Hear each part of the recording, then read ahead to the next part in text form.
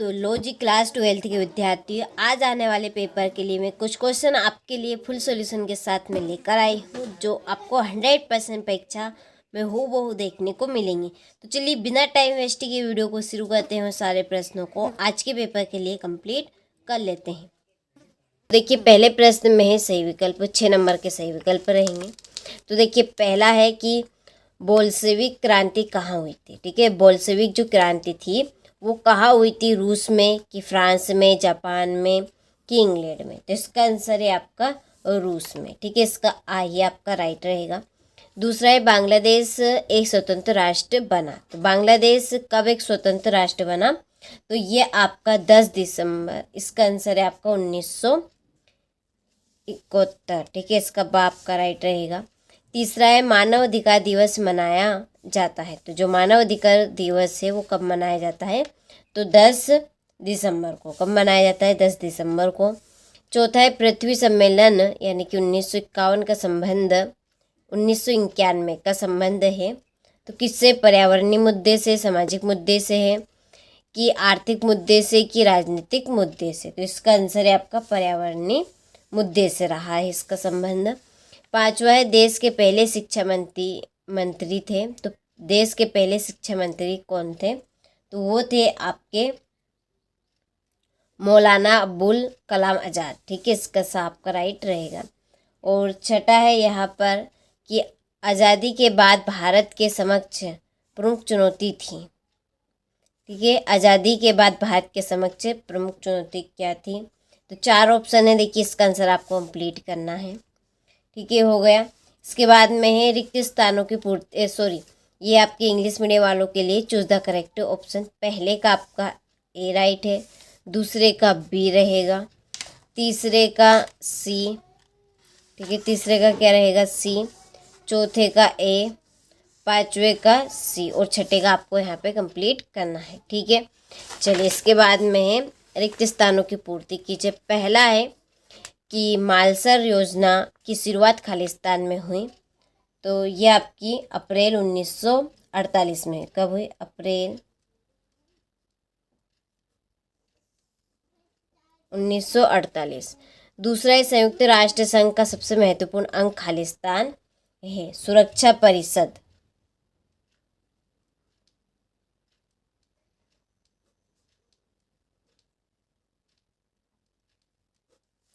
तीसरा है ओजोन परत में छेद होने का प्रमुख कारण खालिस्तान गैस की मात्रा में कमी होना है। तो इसका आंसर है आपका ओजोन, क्या आएगा, ओजोन गैस। चौथा है मिजो नेशनल फ्रंट ने, ठीक है, मिजो नेशनल फ्रंट ने खालिस्तान युद्ध किया था, तो 1966 में।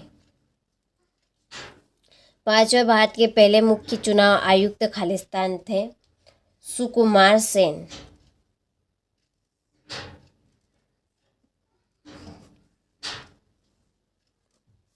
छठा है जयप्रकाश नारायण को खालिस्तान के नाम से जाना जाता है, लोकनायक के नाम से।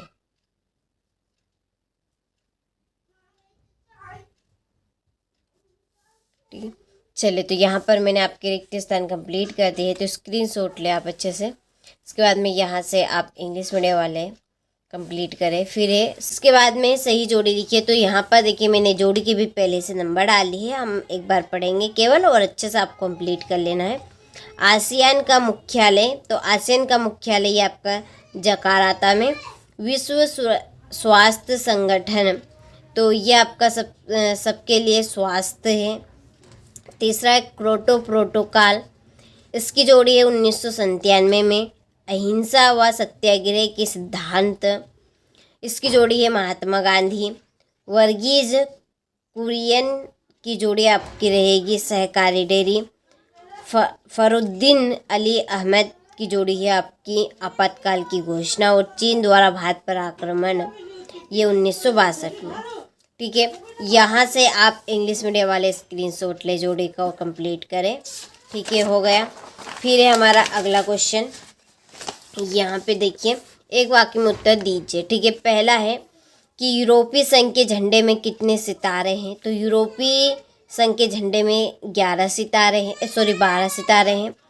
दूसरा है संयुक्त राष्ट्र की कुंजी यानी कि हृदय किसे कहते हैं, तो सुरक्षा परिषद।